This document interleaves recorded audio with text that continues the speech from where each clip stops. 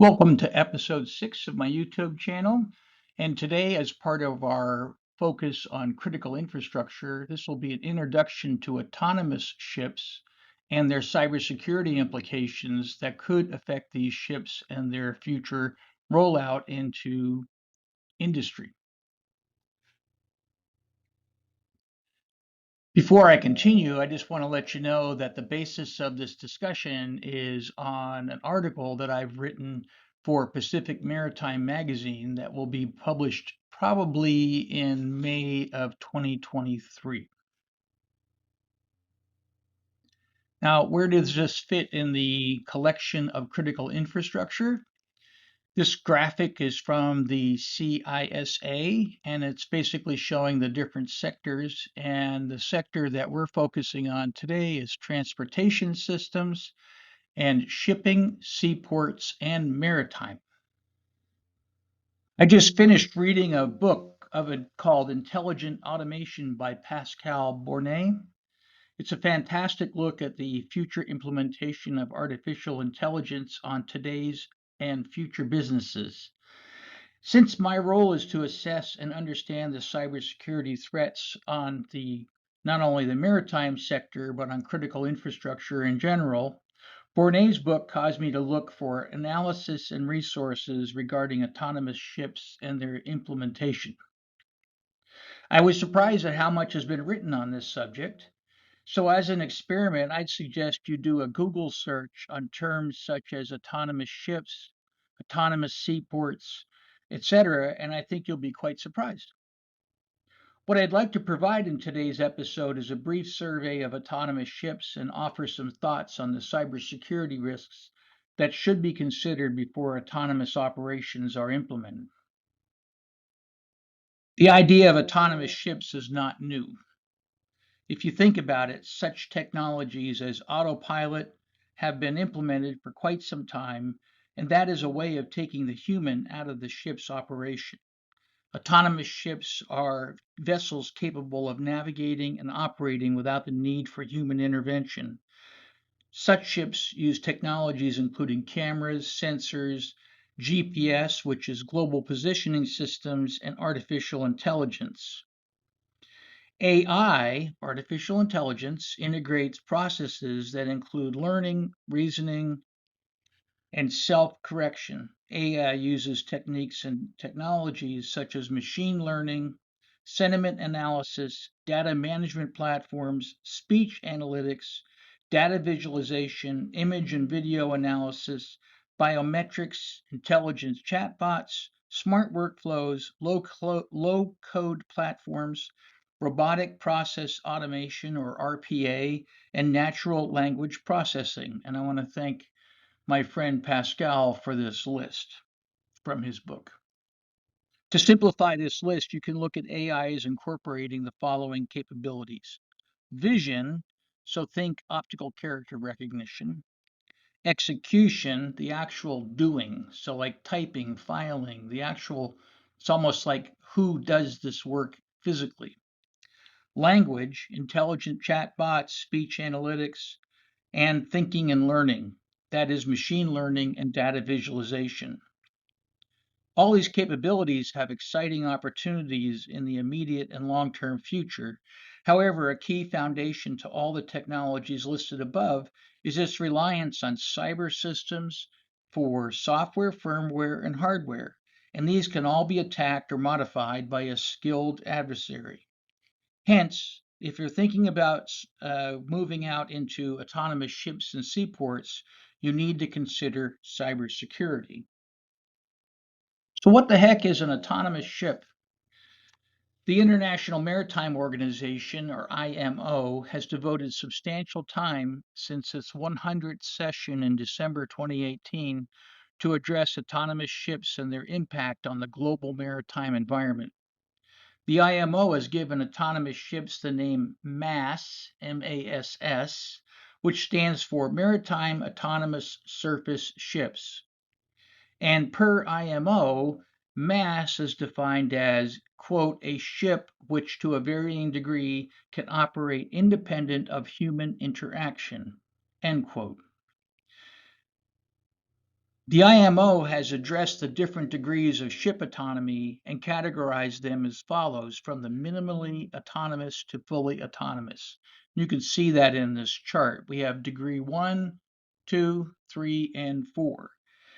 And degrees 3 and 4 are not expected to be rolled out until the 2030s and 2040s. So that's almost essentially the fully autonomous ship. But degree 1, ship with automated processes and decision support, that basically is already in place right now with autopilot and those types of controls. As you can see, it says seafarers are still on board to operate and control shipboard systems and functions. Degree 2 is remotely controlled ship, but with seafarers on board. That way there, in case the controls on the ship are affected negatively, the seafarers can take over. How important is this? It's basically big, especially in China. But according to the United Kingdom government, in its Maritime Autonomy Regulation Lab, otherwise referred to as MAR Lab, in 2020, the mass market is worth $1.1 billion annually and expected to rise almost 7% by 2025. Mass technology has received over 113 million in venture capital since 2010, and China is forecast to be the world leader in mass technology by 2025. Maersk and IBM have been integrating AI systems into ship operations, and in 2018, China began construction of the world's biggest test site for unmanned vessels in the port of Zhuhai. The United States Navy and the UK Royal Navy have implemented autonomous systems in some naval vessels. In the February 17, 2023 e-issue of the Maritime Executive, the Royal Navy announced their testing of an autonomous minesweeper in the Persian Gulf. By having an unmanned mine hunting vessel, there is a reduced risk to human operators, and the results are a faster mine detection and clearance. In Norway, there is a collaboration between a fertilizer company called Yara and Kongsberg, a maritime engineering company.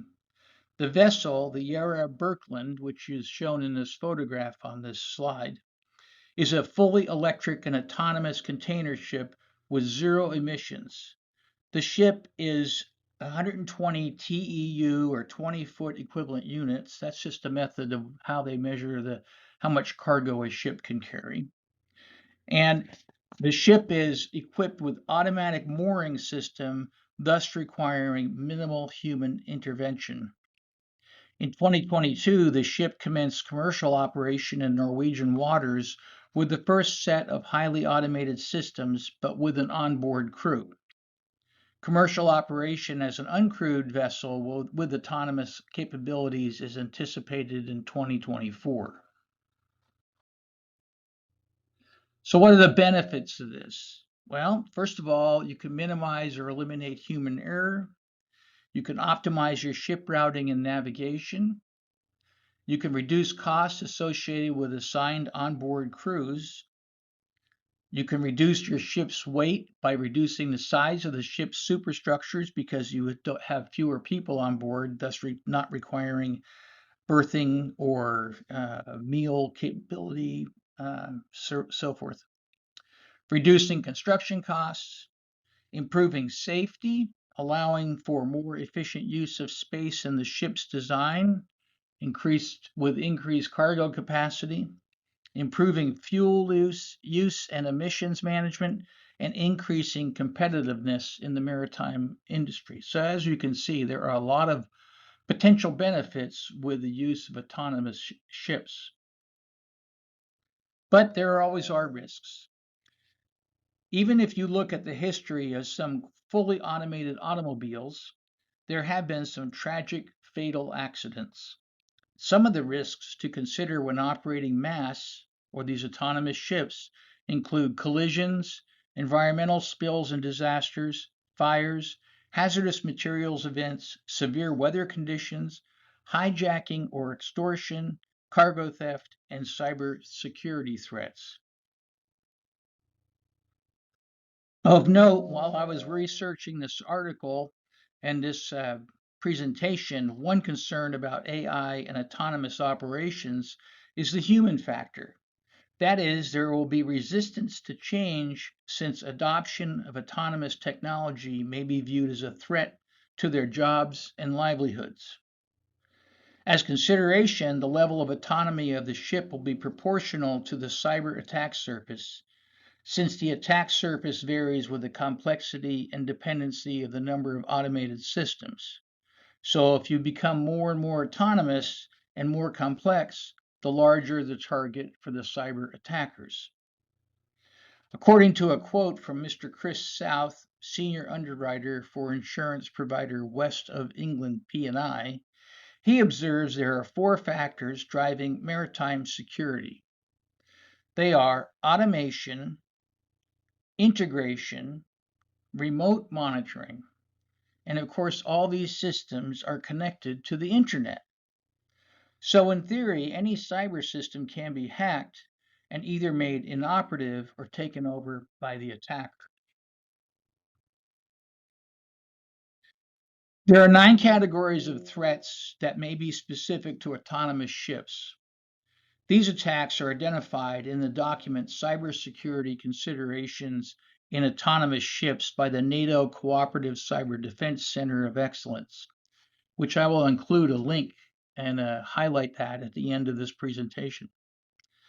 Anyway, these different means of attack can include things such as disruption of radio frequency signals, deception or degradation of sensors, interception or modification of communication streams, attacks on operational technology systems and information technology systems, cyber assaults on AI used for autonomous operations, cyber integrity violations through the supply chains, attacks through physical access, and attacks on the shore control centers, which are critical for the successful operation of autonomous ships.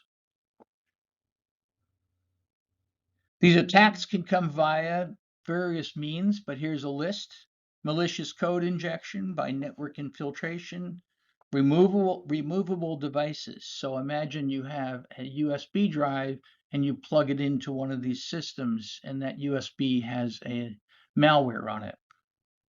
Faulty or malicious firmware updates, tampering or modification of intra-vessel network packets, GNSS, which is referred to as Global Navigation Satellite System spoofing, Automatic Identification System spoofing, or AIS, signal jamming against GNSS and other sensors, and eavesdropping and disruption of the communication link between the vessel and the shore control center.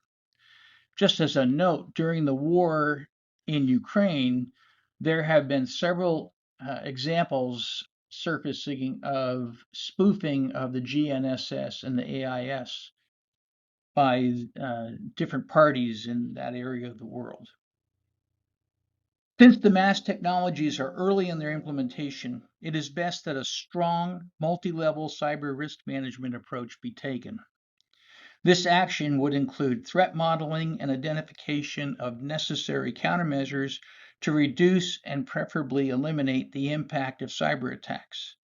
Therefore, security considerations need to be considered long before the keel is laid. The security considerations need to be applied from the beginning of the planning and design stage rather than taking corrective action long after the autonomous ship has left the pier. So if you want to learn more, an excellent document I highly recommend is this particular one, Cybersecurity Consideration in Autonomous Ships, written by the NATO Cooperative Cyber Defense Center of Excellence. And it was written in 2022, so it's fairly contemporary. And the link is included here. So I will also include it at the end of the presentation in one of my cards.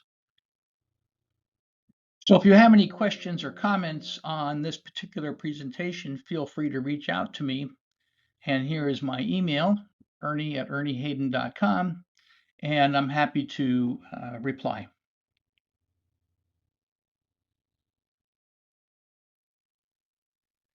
I hope you've learned a lot about autonomous ships and cybersecurity threats that could affect them and things to think about for future deployment of such ships. I hope you found it useful. Looking forward to talking to you about a new subject next week about critical infrastructure. In the meantime, please like my video and please subscribe. Thank you very much and have a great day. Ahoy, matey.